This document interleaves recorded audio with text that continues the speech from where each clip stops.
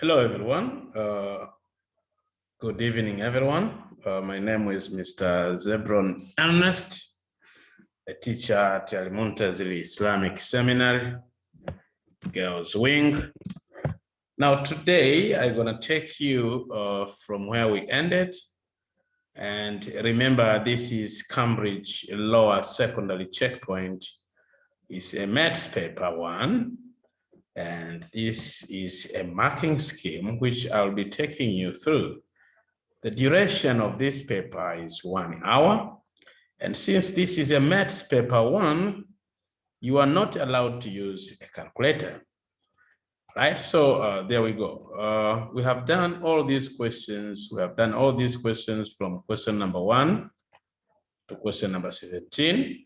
So if you have not watched my part 1 video, marking scheme paper 1, then go ahead looking for that video. Otherwise, we are here to proceed from where we ended. So we ended here on question number 18. And this question is that we are given a number fact. We are given a number fact, and we are supposed to use this fact to work out 13.442 divided by 4.7. Now, a lot of students here, they get confused because they tend to ignore the fact given. We are supposed to use this calculation, this fact here, to answer question A and to answer question B. But a lot of students here tend to ignore this number fact. As a result, they go ahead calculating 13.442 divided by 4.7, and then they pull out answers. They just, quickly pull out answers. End of the day, they lose some points, okay? Now, not only losing some points, but also they don't, they are not marked. And end of the day, they end up losing 1 mark there, all right? Now, what are you supposed to do? The question is, the question is so specific that we are supposed to use this number fact to answer this question. Now, how do we use? Basically, the specific objective of this question is to try to assess what a student knows about dividing by 10 or dividing by 100 or even multiplying by 10 or multiplying by 100 and so on.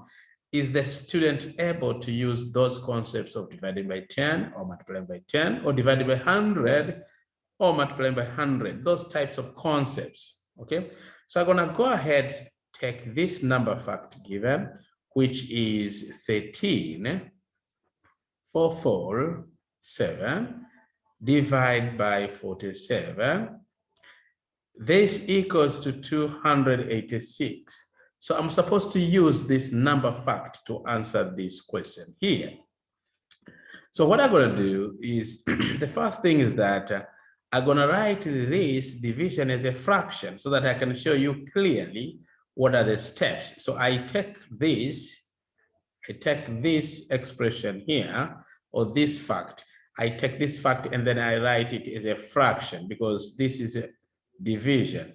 So I'm going to go ahead writing this as a fraction, which will be 13.447 over 47 equals 286. Okay, go ahead writing this whole number also as a fraction. Can you see that? Then I'm gonna see how can I get 13.442 out of this number. How can I convert a 13? How can I convert a 13,447, 13,447 into 13.442? That means to get this 1, 2, 3 decimal places from here, I need to take this numerator, I divide by 1,000. And likewise, I also have, whatever I'm doing on this side, I should also do the same on the other side. So when you take this whole number, 13,447, when I divide by 1,000, I'll be able to get 13.442. Likewise, I have to divide, since I have divided the numerator of this side by 1,000, I should go ahead again, taking the numerator on the other side and dividing by 1,002. And then you can help me do 13,447 divided by 1,000 quickly. You move that number 3 steps backward, and that will give you 13.447. And this is the number which we have to work out. And then over 47, that will be equal to, again, go ahead taking 286, that numerator divided by 1,000. So this number will move, we are going to move the decimal point in this number 3 steps backward. As a result, you will be ending getting 0.286. And then you divide by 1, and then you move on. So 13.447 is this number here, which you are supposed to work out. Clearly, you can see that. So I have got 13.447, which is this number here. Now it's time for me to look for how can I get 4.7 from this number here. Now to do that, I need to take that 47. Can you see this 47? How can I create a 4.7 from 47? So I take this number here, which is 47. I also have to divide by 10. Now, since I'm dividing the denominator over here, since I'm dividing this denominator here by 10, I should go ahead also divide the denominator on this side by 10. So the trick is whatever you do on this side is exactly what you do on the other side. All right, so how do we move on from here? This will be 13.447. Now, when you take 47 divided by 10, guess what?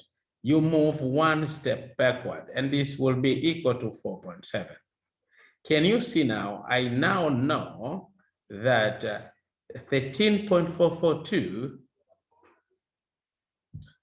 oh, that is 13.442, and okay, all right, so this, we made a small mistake there. Can you see that? This is 13.442, and then I wrote 13.447. I'm sorry for that. So I need to change. This is 13.442, this is 13.447. I made a mistake. That is typographical error. So there we go. I move on changing. This should be a 2, not a 7. Right, so bear with me. Let me go ahead changing. It's just a typing mistake here or something like that. Right, so we have, this is 2, 13.442. And then we do again, make correction over here. This is 13.442, 13.442, and then I wrote 13.447. Very sorry for that. So this becomes, yes, so it will be looking like so. Right, so can you see that 13.442, I got it here, 13.442, and 4.7 is there, 4.7. Now, what I'm gonna do is I go ahead calculating this side, which is 0.286 divided by 1 divided by 10, that is also 1 divided by 10 as a decimal, that will be 0.1. So this one here is 13.442 divided by 4.7, which is the question you are supposed to work out there. So what I'm going to do is take this number, 0.286 divided by 0.1. When I do that, that will be the answer for question A. Okay, now how do we do this? How do we do that? So I'm going to go ahead writing this one here, 0.286 divided by 0.1. So what I'm going to do, I should check in which numerator or denominator do I have more decimal places. So I have more decimal places in the numerator. So I'm going to multiply by 100 here. I also have to multiply by 100 there. So as a result, this will be 0.286 multiplied by 100. Sorry, this is 0.2. We have 3 decimal places here. So I'm going to go ahead and multiply by 1,000 here and 1,000 there. So this will be 0.286 times 1,000. This will be equal to, when you multiply by 1,000, the decimal point will be removed, and you're going to get 286. And when you take 0.1 times 1,000, this will be, you have 1 decimal place, so cancel that 0, cancel that, so you're going to have 100. And 286 divided by 100, the answer will be 12. The answer will be 2.86. So this is your answer. 2.86 is the answer for 13.442 divided by 4.7. The answer is 2.86. It's like it looks a complicated method, but this is the way. 2.86. It looks to be a complicated kind of working, but this is how it's supposed to be, because they're saying here is a number fact. Use this fact to work out that. So you need to know how can you convert 13,442 into 13.442. So you need to know how to create this number out of this number. And this is the way how quickly you can be able to sort out. Okay, so you can go ahead pausing this video. You can go ahead pausing this video slowly, and then take some steps. If you have not understood, perhaps then we can meet in school, and then we further discuss this. Okay, otherwise 2.86, that will be the answer for that. And let us continue. So pause the video, take the notes, and then you are good to go. Okay, as for now, let me try to move to the question B, and then we will be moving very fast for that question. And this looks to be, all right, so let me try to remove all this perhaps. Okay, now there we go. So I hope you paused the video and then you took notes. Okay, so again, here is a number fact. We are supposed to use the same number fact to do 2.86 times 94. Now you can see that in the number fact given, it is multiplication. I mean, this, we are given the division sign. We are given the division sign, and then surprisingly, we are supposed to do multiplication. Okay, but we are supposed to use the same number fact. Now this time, let me copy the number fact correctly. This is, I'm doing part B there, I'm doing this part B. Okay, so we have the number fact 13,442 divided by 47 equals to 286. Now, can you see that we have a multiplication sign over here? So with the question which we are supposed to work out has a multiplication sign, but the number fact which I'm supposed to use has no multiplication sign. So what do we do from there? We again write this as a fraction. So we have 13,442 over 47 equals 286. Now, can you see this? 2.86 times 94. So what I'm going to do is to multiply by 47 on both sides, multiply by 47, so that I can perhaps get a multiplication sign in the number fact. So when you multiply by 47 on both sides, you're going to end getting 13,442 equals to 286 multiplied by 47.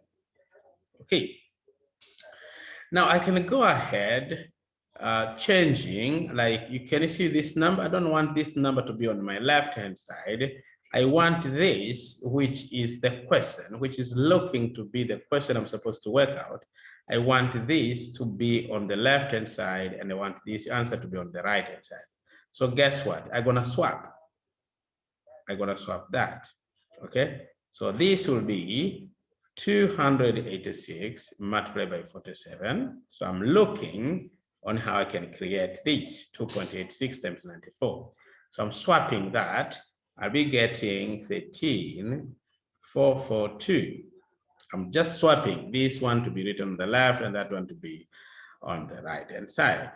Okay, now what I'm gonna do is try to do some mental calculations, and very quick ones, that I have 2.86, that I have 2.86, I have 2.86 in this question, but now I have 286.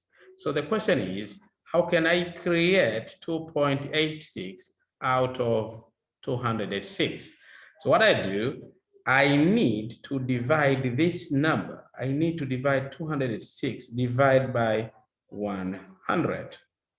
By so doing, when you take 286 divided by 100, you'll be moving a decimal point 2 steps backward. So you'll be getting that. Now, since I have divided by 100, even here, I should be dividing by 100. So what you do on this side is what exactly you do on the other side.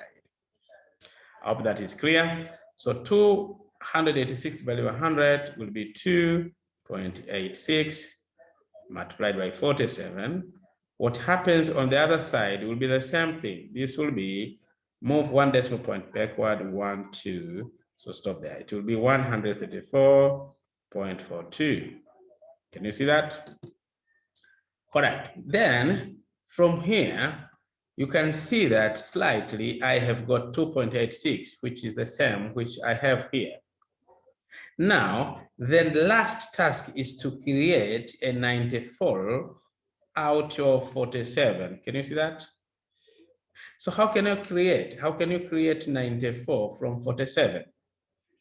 Simply take this 47, multiply by 2. Can you see that 47 times 2 will give you a 94? Can you see that? So how can you create a 94 from 47? So go ahead multiplying 47 by 2. Now, when you multiply by 2 on this side, you also have to multiply by 2 on the other side. Can you see that I'll be getting 2.86, which is this number here, times 47 times 2, that will be 94, which is this number I have. Now, 2.86 times 94 will be equal to this number here, multiplied by 2. So I'm going to go ahead taking 134.42. When you multiply by 2, let us see what you're going to get. This will be 4. This will be 8. That will be 8 again. That will be 6. That will be 2. This answer here is the one which you're going to be filling here, 268.84. And this one here, if you remember, we got 2.86. If you remember that, we got 2.86. So the answer for B is 268.84. Okay, and if you look for the marking scheme that Cambridge themselves got, you'll be getting the same answer. Question number 18, if you look for the Cambridge, you see, can you see the answers here? Let me try to zoom so that you'll be able to see what I'm talking about. Okay, question number 18, A, we got 2.86.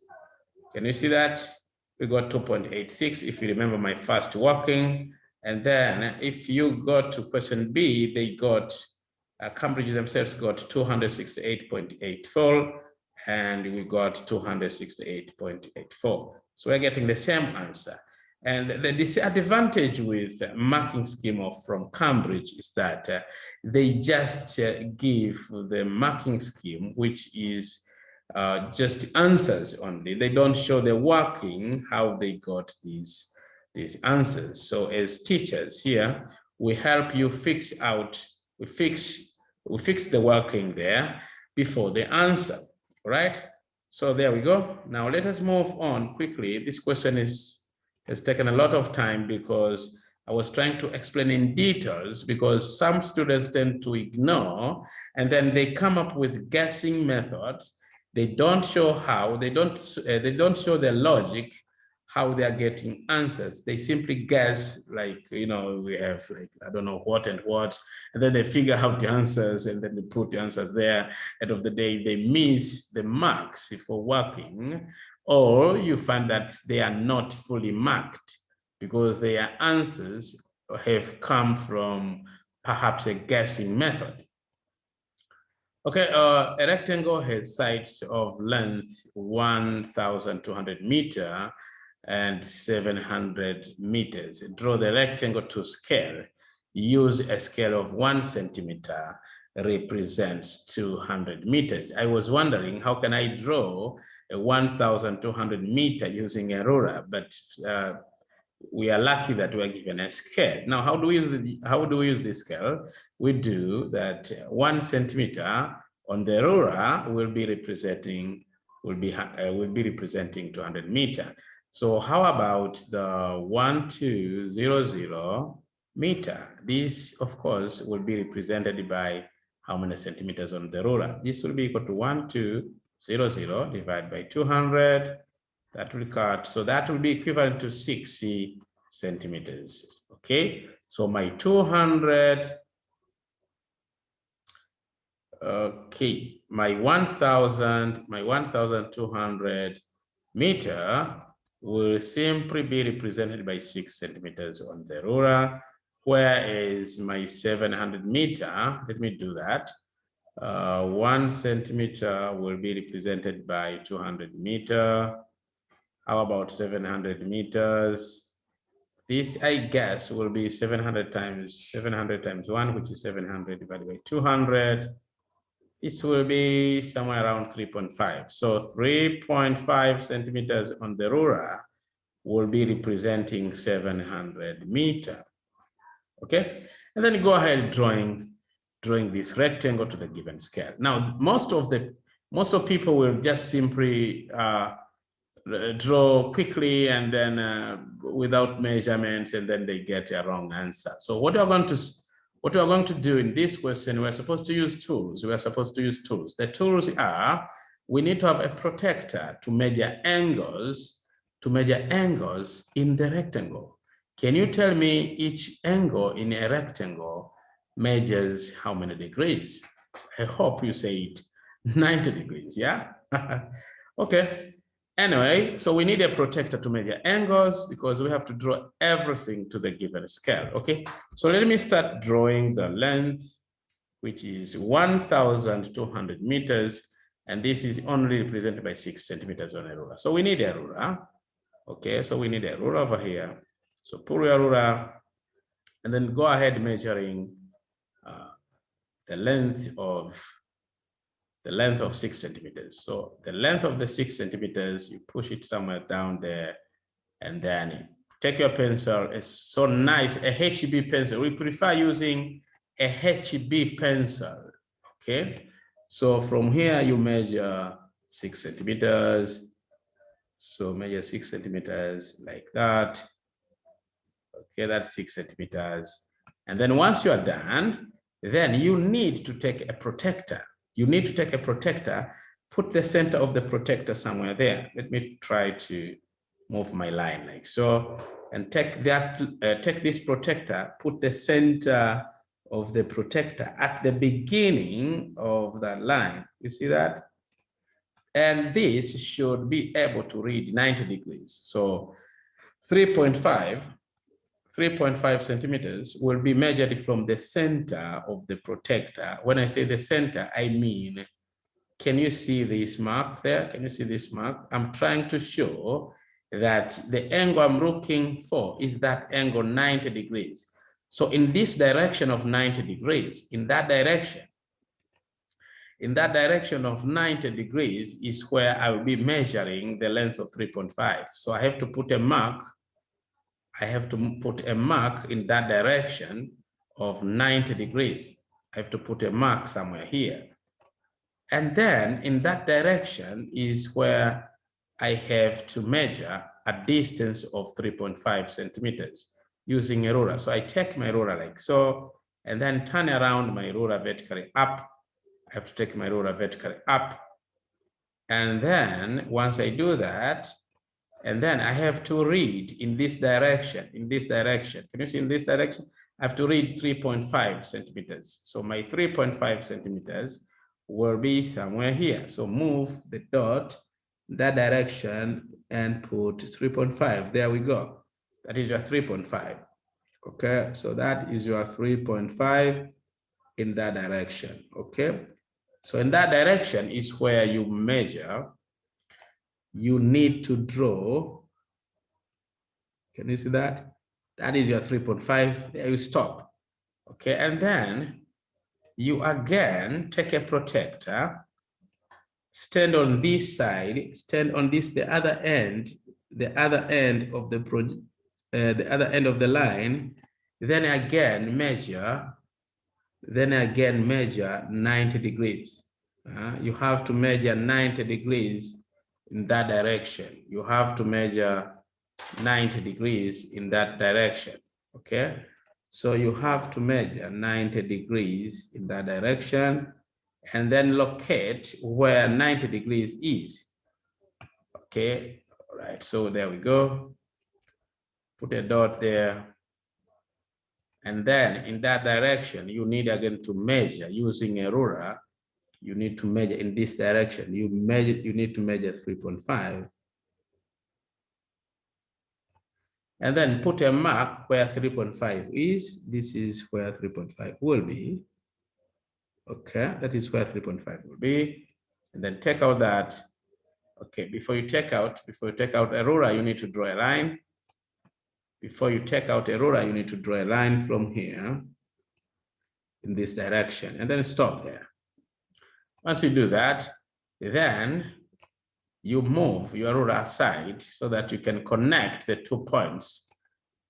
You can connect the 2 points over here. Connect this like so, and that is your rectangle. And then you're going to go ahead labeling like from here to here. This is 6 centimeters. Let me adjust my pen. Okay, so go ahead labeling that this is 6 centimeters. From here to here, this is 6 centimeters. And from here to here, we measured 3.5 centimeters. And then you are done. Boom, this is your rectangle. All right, so let us continue. But before that, we can just pause the video and then take note of the questions, okay? Take note of the solutions accordingly. Complete these calculations. Oh, these calculations are too simple. These are like, we form simple equations here. So 7.4 plus which number equals to 3.1. So people can guess this quickly, but I love putting a letter here. And then I get a small equation, which will be 7.4 plus x equals to 3.1. So I need to figure out the value of this x here. I need to figure out the value of this x, okay? So once we figure out the value of x, then we write it in the box. So 7.4 plus x equals 3.1. So I need to take this positive 7.4 on the other side. So this will be x equals to 3.1 minus 7.4. And this will be x equals to somewhere around 4.3, but negative. 3.1 minus 7.4, that will be negative 4.3, because that will be giving you negative 4.3. So negative 4.3 is what we write here, negative 4.3. Okay, and then we have this. We have to figure out this. What is the answer for that? So in here, this is so direct. So this we have 9.4 minus negative 5.7. So these are directed numbers. So negative times negative makes positive. So you have 9.4 and you have 5.7. So you end up adding these two numbers, which will give you 11 there. That will be 14, 15. So that will be 15.1. So you write that answer 15.1. And you can either arrange vertically like so, 5.7, and then you end up getting 11, K1, and that will be 15.1. And that is your answer. All right, so some answers are very fast to figure out like this, and then you are good to go. So you can pause this video and then continue. All right, otherwise, let us proceed. Let us proceed here. We are almost finishing because there are 16 slides and we are on 12th slide. I mean, we are on 12th slide. Okay, Sofia wants to find out whether people like a new airport. Oh, okay, there is a new airport that has been built somewhere. So Sofia wants to find out whether people like a new airport.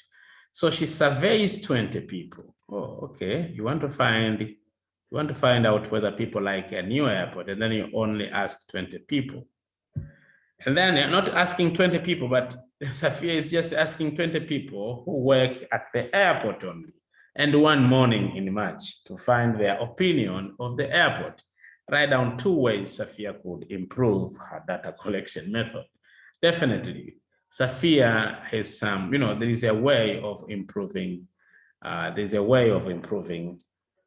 this data collection method, because you want to find out whether people like something, whether people is so general. You need to go randomly. Don't just look for people who work with you, people around you. No. You have to move in different many people.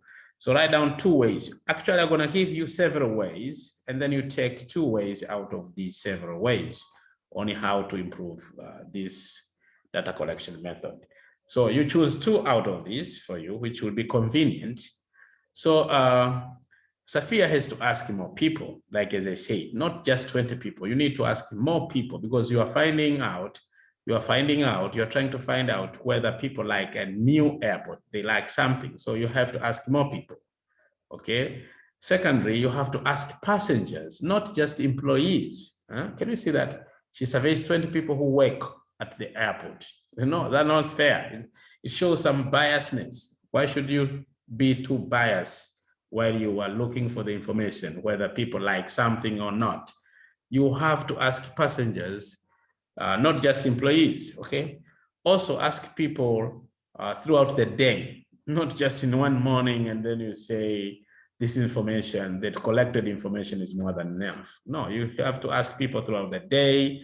And if not only throughout the day, but also ask people in different months. Why should you look for just in March? Why should you do that? You have to ask people in different months. Okay, why should you choose only 1 month in a year, only March? But we have 12 months in a year. So you have to ask people in different many months. Okay, and then another point is ask people on different days.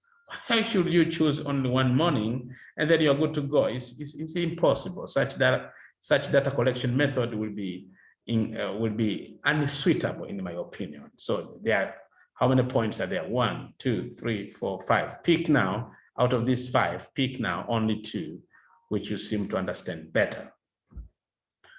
Okay, so here we go. We have a question here. We have this question here, which shows a diagram.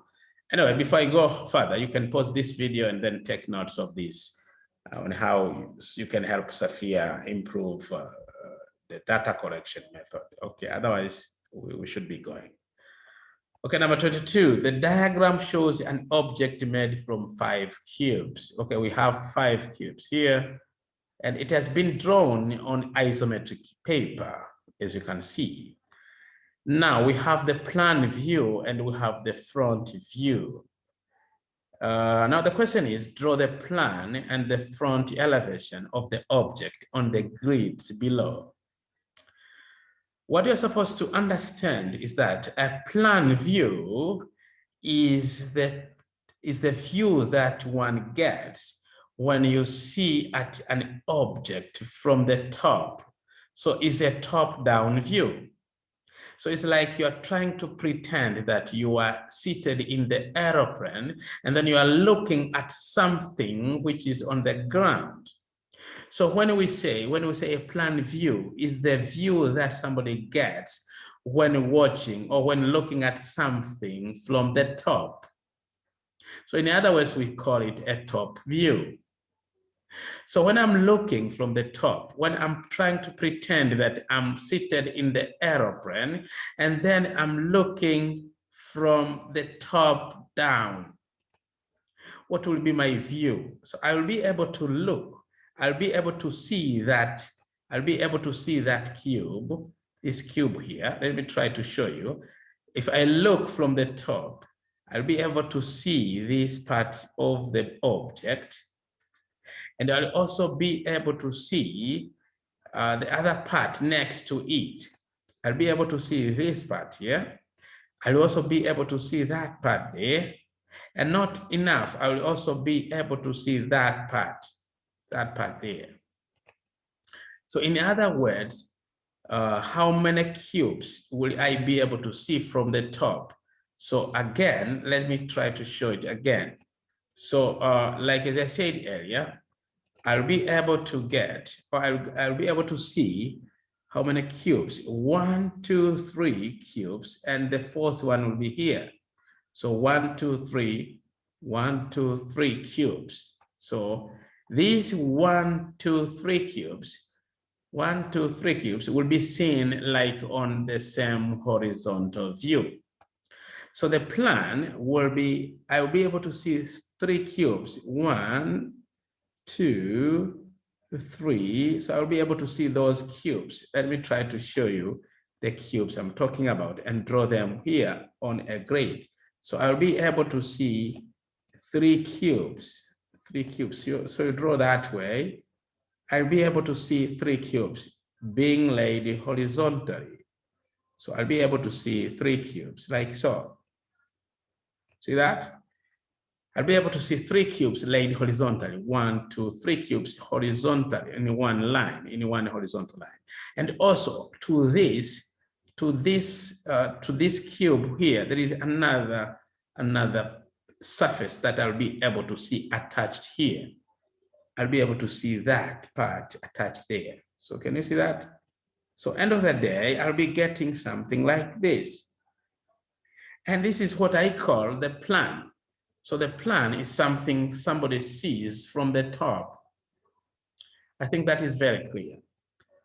Now for the front, look at this arrow, this front, look at this arrow. If I look, if I stand in this location, if I stand here, so I'll be able to look, I'll be able to see that cube. And also I'll be able to see the 2 cubes, one laid vertically. Can you see that? I'll be able to see this. I will also be able to see that on top.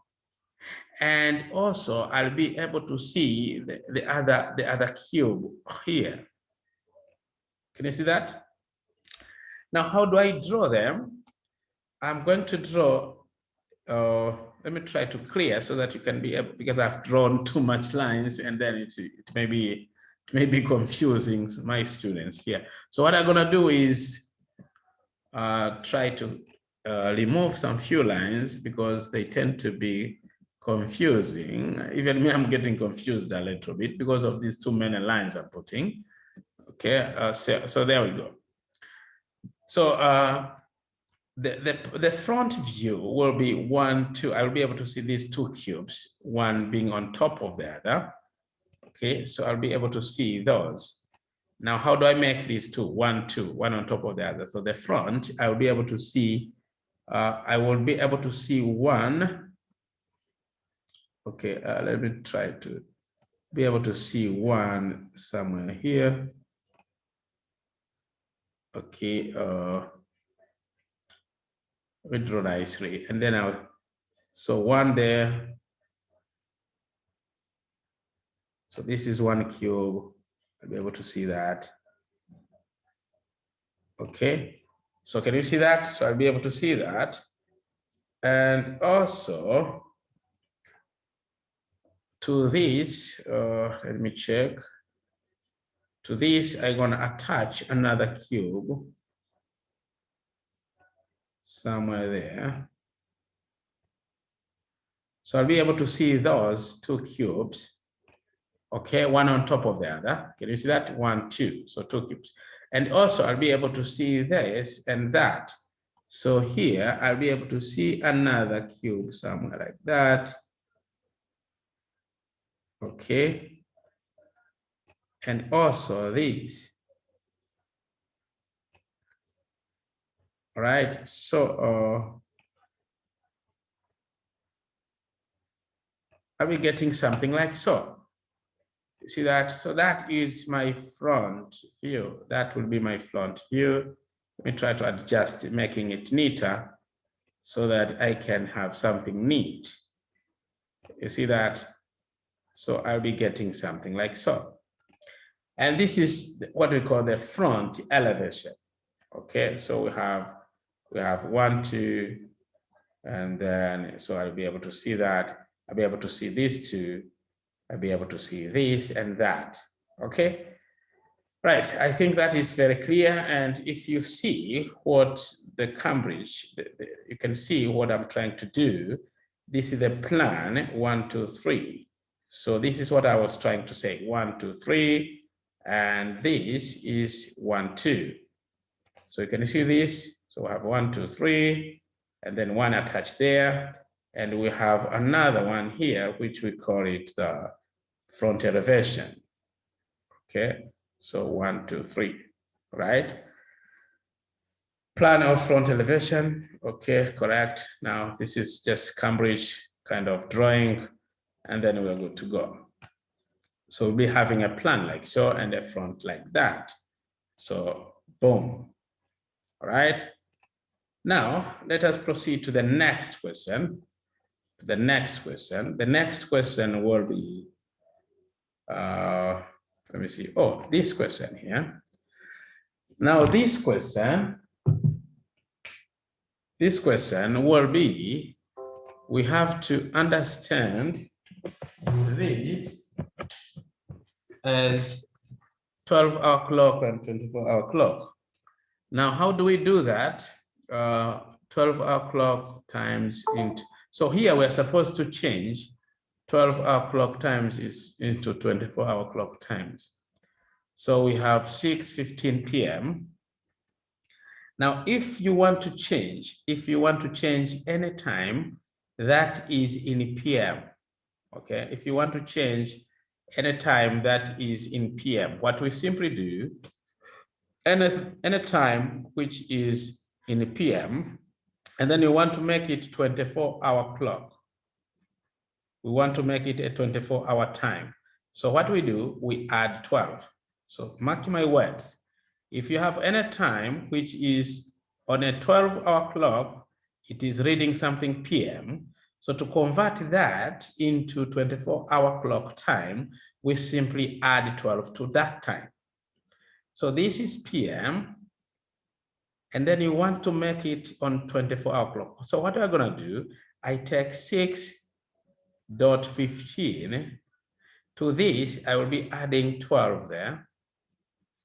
And the answer will be 18:15. So I'll be getting this answer. Now, there is a way to write timings. You can either use 2 dots like so, or 1 dot like this, or normally I prefer writing hours here and leave a gap, Not you just have to leave a considerable gap, not a very big gap, of course. So it will be 18, leave a gap, and then you put 15 somewhere there. Clearly it shows this stands for hours and this stands for minutes. Now for AM is a little bit different. To change AM, to change any time which is reading AM on a 12-hour clock, to change that into 24, simply what we do, to this hour, we'll be adding 0. We don't add anything, we add 0 to that time. Now, as a result, I should repeat this part. I should repeat that part.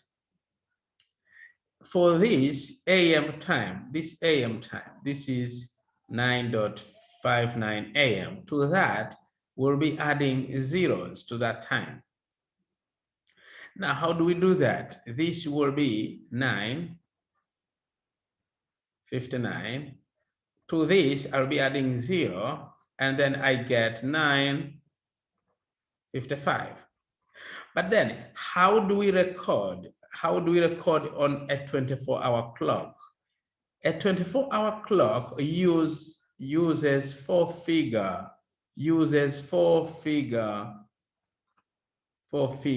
number. On 24-hour clock, we use 4 digits, but here we have got 3 digits. So don't go ahead writing 9 there and then 55 there. You'll be getting a wrong answer because on 24-hour clock, we use 4 figures. Now, where do we get the fourth figure? We simply write 0 there, and we are good to go. Now, 12:01 a.m. 12:01 a.m. is midnight. I repeat myself. 12:01 a.m. is time after midnight. And when I say midnight, I mean 12:00 midnight. Then how do we write 12:00 midnight as a 24-hour clock? How do we write 12:00 midnight on a 24-hour clock? So the midnight on a 24-hour clock, midnight, 12:00 midnight, is simply written 0000. That is your midnight on 24-hour clock. But on a 12-hour clock, a midnight is written as 12:00 and the word midnight. So how about 12:01 a.m.? 12:01 a.m. is just 1 minute, after midnight. So on a 24-hour clock, it will be, remember what I said? 12:00 midnight on a 24-hour clock is simply 0000. Now 12:01 a.m. is 1 minute after midnight. So you can pause this video and try to tell me or try to predict what do you think will be the answer. Otherwise, I'll be go ahead writing 12:00 midnight is 12:00 midnight is simply 0000 on a 24-hour clock. So 12:01 a.m. is 1 minute after midnight. So what I'm gonna do, this 12 will be simply written as 00 and leave a gap and then put the 1 minute there. Can you see this 1 minute? So you put it like that. So by so doing, your answers will all be correct, and then you're good to go. And then you get your 2 marks there. Okay, I hope that is very clear. You can pause this video, take the notes, take the calculations, and then you're good to go. All right, so triangle B is an enlargement. We have this question here. Let me try to push it down. There we go. Triangle B is an enlargement of triangle A. Triangle B is very long. Okay, triangle B is an enlargement of triangle A. Work out the scale factor of the enlargement. The scale factor of any enlargement, we have the formula for that. We say scale factor equals to the distance on the image. So we call it image distance. Okay, image distance. Okay, 1 minute. Let me try to put it clearly.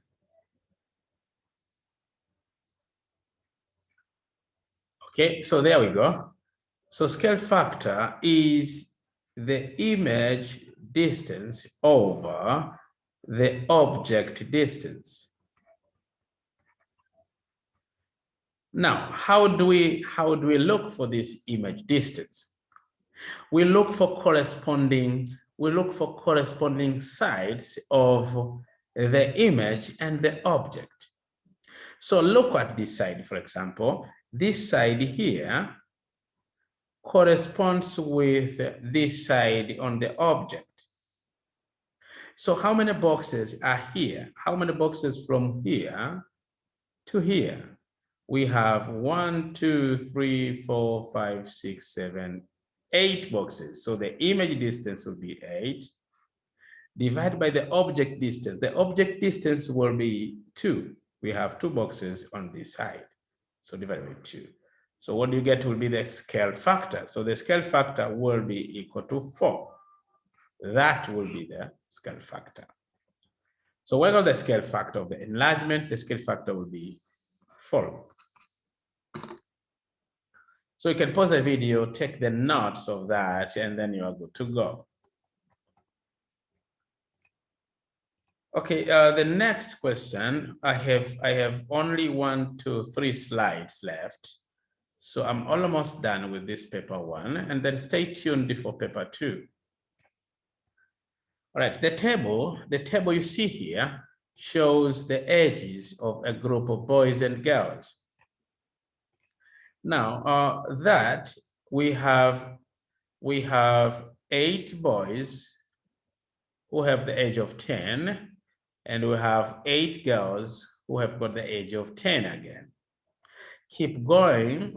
We have 7 boys with the age 11. We have 10 girls aged 11, 8 boys aged 12, 14 girls aged 12, 12 boys aged 13, 6 girls aged 13. We have no boys aged 14. And we also, over here, we have 2 girls aged 14. Over here, we have no boys aged 15, and here we have 2 girls aged 15. Here we have 10 boys aged 16, but we don't have any girl aged 16. And lastly, we have 6 boys aged 17, and here we have no girls aged 17. So here, so in short, we say this age is not applicable to girls because no girls have got the age of 16 and 17. So the ages of girls sounds to start from 10 all the way to 15. We do not have any girl whose age is 17, or we don't have any girl whose age is 16, according to this information given on this table. Now, the question is, can you tick to show if these statements are true or false? Okay, let us see. There are more girls aged 12 years than boys aged 12. Oh, okay. There are more girls aged 12 years. There are more girls aged 12. So this is 12 years. Now, how many boys are there? We have 8 boys aged 12 years, and we have 14 girls. So obviously, it is sounding to be we have more girls aged 12 than boys, because we have 14 girls aged 12 and we have 8 boys aged 12. So here, there are more girls aged 12 than boys aged 12. So the answer is true. So tick there. It's obvious.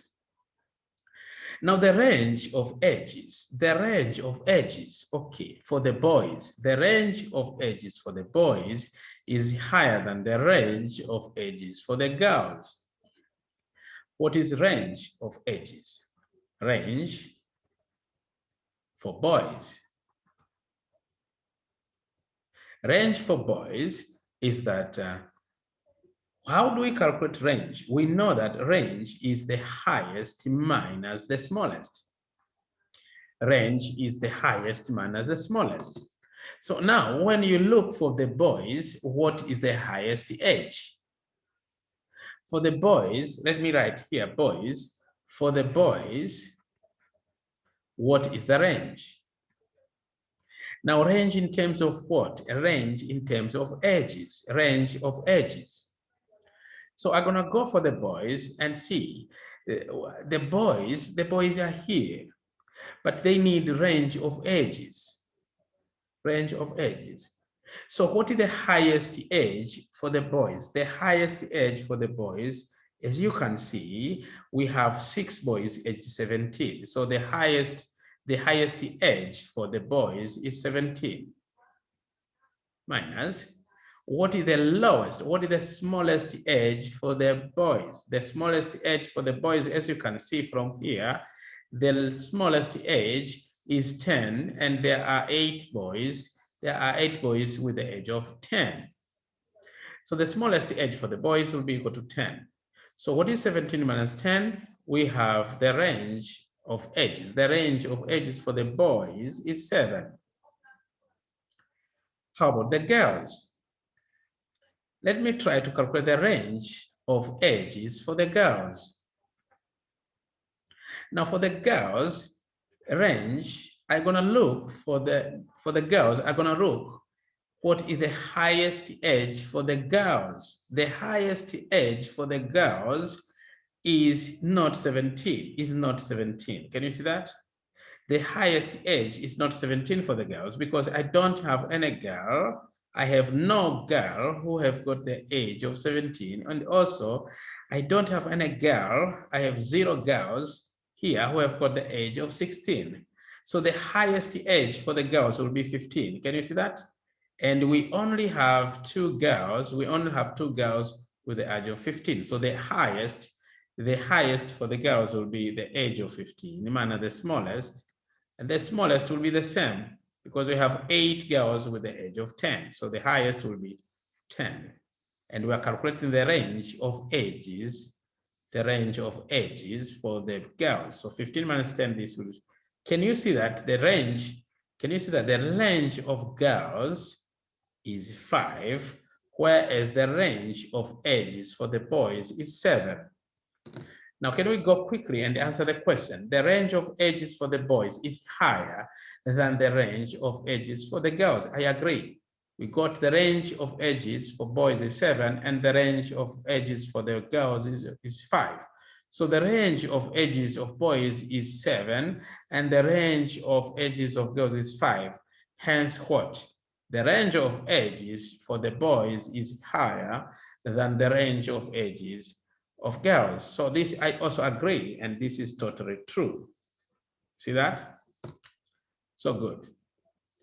So go ahead pausing this video and then take the notes of what we have discussed over here, and then go ahead concluding that all answers here were true. Next question, which will be my 26th question. How do we do that question? If I do that question, I will have 2 slides left. So don't get tired. So I'm almost finishing. Find the fraction halfway between 2/3 and 5/6, halfway. Don't waste your time.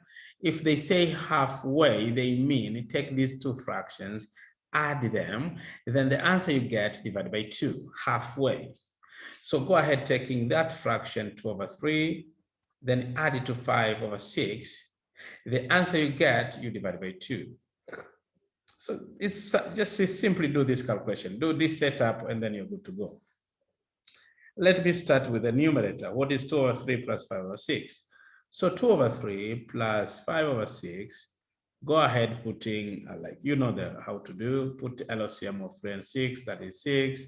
And then you do 6 divided by 3 is 2, 2 times 2 is 4, plus 6 divided by 6 is 1 times 5 is 5. This will be equal to 9. This will be equal to 9/6.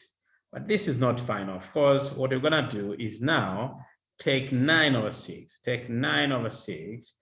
You need now to divide by 2. So divide by 2. So this will be over 1. And then you go ahead. This looks to be a primary question. And then you go ahead writing this will be equal to 9/6. Do reciprocal. That will be 1/2. And then go ahead simplifying this, of course, by 3, that is 3. By 3, this will be 2.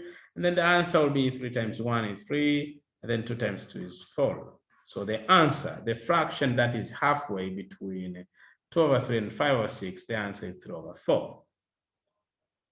So simple like that. So when they say find a fraction, find the fraction that is halfway between the 2 given fractions, what we do, add those 2 fractions. After adding those 2 fractions, the answer you get, divide by 2, because they said halfway. So pause this video and then take this calculation, and then you are good to go. The answer is 3 over 4. All right, then lastly, but not least, of course, we have this question here, number 27. This question says, the diagram shows a fish tank. We have a fish tank here, and this fish tank looks to be a cuboid, and you know the formula for a cuboid. If you're looking for the volume, we're gonna do the length times the width, and then times this height there. And if you're looking for the surface area of the cuboid, you have to find the area of each face, and there are 6 faces. There are 6 faces here, so you find the area of each face. After getting the area of each face, then you're gonna go ahead adding the 6 areas. That is the way how we calculate the surface area of this cuboid, for example. Now here, the question is saying the fish tank has capacity of 60 liters. Lily uses 2,000 millimeter, Lily uses a 2,000 milliliters jug to put water in the fish tank. She stops when the water is 4 centimeters from the top. Work out the number of jugs of water that Lily uses. This question looks to be pretty easy because it's not really easy, but it's a little bit practical. That Lily stops. Lily stops when the water is 4 centimeters from the top. So she keeps on filling this fish tank, and then when the water comes to this level, then Lily has to stop. Then Lily stops over here. So what we're gonna do, I'm gonna take this 40 centimeters as my height, and then I reduce this 40 centimeters before I do any calculation. So take the 4 centimeters. So Lily is not filling the water up to here. Lily is not filling water up to here. Lily is filling water a little bit somewhere there. When she reaches here, she stops, and that is equivalent to 4 centimeters, okay? So what I'm gonna do, I'm gonna take that 40, which is the whole height, and then minus 4 centimeters, because Lily stops when water level is ending here. It's reaching at this water level. So we need to take 40 centimeters 4. This will be equal to 36 centimeters. So the height which I'll be finding, the height which I'll be using in the calculation, because they're talking about work out the number of jugs. They want to know how many jugs will be used to fill water up to this level. So what I'm gonna do, I'm gonna go ahead finding the volume of this tank, which will be the length times this width times the height. But the height, I'm not going to use the full height. I'm gonna use the 40 minus the 4, this one, 36. I'm gonna use that as my height. So the volume will be equal to the length, which is 50 centimeters, times the width, which is 30 centimeters, times the height. I don't use 40, I use 36. Because it says Lily stops when the water is 4 centimeters from the top. Okay, so volume will be equal to, I need to do this calculation. 50 times 30 is 15 is 0. And then times 36. So the answer I get will be centimeter cube. So this is a no calculator paper. So what I'm gonna do, I'm gonna take 15, 0 multiplied by 36. I do vertically. So this will be 0, this will be 0, this will be 90. Okay, so this will be vertical 1, so that will be 90, this will be 0, 0, 15, and that will be 45. So 0, 15, 45. And then gonna go ahead adding that. You're going to get, this is 14, that will be, this will be 54,000. Okay, so the volume equals to 54,000 centimeter cube. Okay, now we know that Lily uses a 2,000 milliliters jug. So I need to change the centimeter cube to be milliliters. Okay, so what I'm gonna do, I know that 1 centimeter cube is the same as 1 milliliter. So in short, this volume will be equal to 54,000, not centimeter cube, of course, it will be milliliter because centimeter cube and milliliters are the same. Okay, now how do we know? How do we find the number of jugs? Lily uses 2,000 milliliter jug to put water in the fish tank. Work out the number of jugs of water that Lily uses. So you're gonna take this volume, 54,000 milliliters, I'm gonna divide. So 54,000 milliliters, I'm gonna divide by 2,000 milliliter. I want to know the number of jugs. So this will cancel. And 54 divided by 2, this will be 27. So we are going to have 27 jugs. So because each jug is 2,000 milliliters. So if you keep 27 jugs, then you're gonna get a volume of 54,000 milliliters. Okay, so the answer for the number of jugs will be equal to 27 jugs. And when you do that, we are getting 3 marks there. So go ahead writing 27 jugs. Okay, I hope then I'll be finishing with that. Okay, so I'm going to finish up with the last part here, which is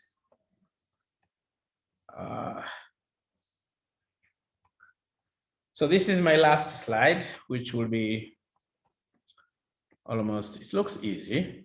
Okay, let us do this. We have this question here, put these calculations in order of size from smallest to largest.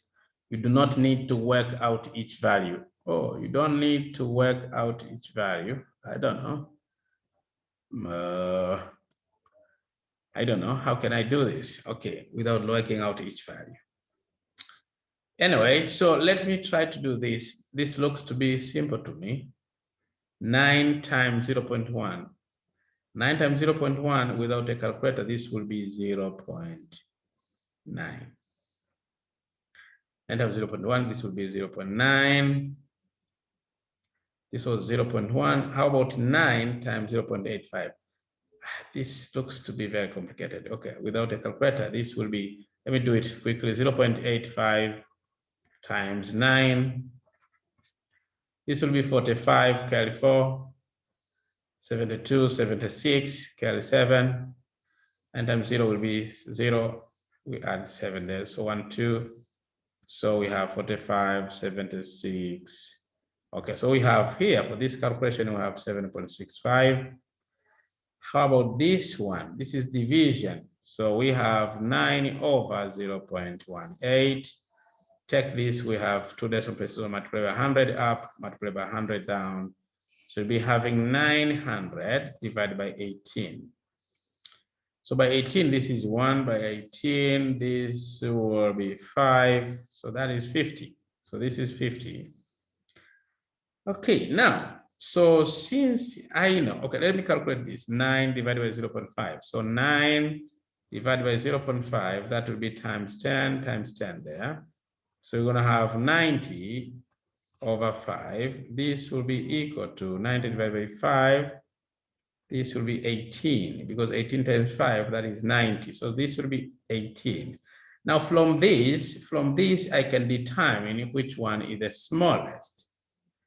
So to me, the smallest is this 0.9, but I'm not going to write 0.9 as my answer. I'm going to put this number, which is 9 times 0.1, because the question is put these calculations. We're supposed to put these calculations in order of size, meaning what is the smallest calculation and what is the largest calculation. And then the next smallest after this will be this 7.65. So will be 9 times 0.85. So this is the smallest, next smallest, and then other one will be 9 divided by 0.5, and the largest of all will be 9 divided by 0.18. So there we go. When you do that, you get your 1 mark. So you can pause the video and then do those calculations and then put the calculations from the smallest to the largest. Okay, I hope that helps. Now the last question, which will be number 29. This concludes the session of today. This is this question here. The diagram shows triangle X, Y, Z. Now XY is parallel to ZV. And XZW is a straight line. Now Jamila proves that the angles of triangles, the angles of a triangle XYZ add up to 180. Complete her proof. Angles A and E are equal because there are, okay, angle A is here, and angle E is there. Angle A and E are equal, of course, because there are corresponding angles. This angle A and the angle E are equal because they are corresponding. So go ahead writing the word corresponding here. Corresponding. And then angles B and what are equal because they are alternate. Angle B is alternate to angle D. Angle B is alternate to angle D. So B and D. So go ahead writing here D. And then angles C, D, and E. Angle C, D, and E. Angle C, angle D, and angle E add up to 180 because they are formed on a straight line. So here we say angle C, D, and E add up to 180 because they are on same straight line. So angles formed on the same straight line, they add up to 180 degrees. So go ahead writing because they are on same straight line. So the angles in triangle, so this is a conclusion, and then we are good to go. We get your 2 marks. All right, so until next time, let us stop here. Sorry, this tutorial was a little bit lengthy. So let us try to stop here. Until next time, Zebron here. Bye-bye for now.